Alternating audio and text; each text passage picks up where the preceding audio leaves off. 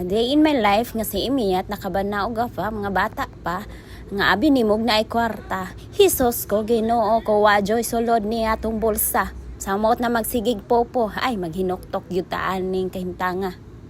Ka-remember mo sa Pinas inani gyud ta. Bisag init kayo hala mga pi magbulad pa jud sa init. O sige magbulad ta sa init para mahimasmasan niya ato ang bulsa. Aw ato ading utok di ay. Pero gahulat ko ani sa kumbana day kay ana siya 5 minutes na lang daw sila maabot na sila. Oh, 2 nights ko ha. Ako ra isa sa akong kwarto o di ba? Way na hunahunaan aw gipildi ang daog sa pupo. Karon maghinuktok tang tanan. Damay-damay na ni.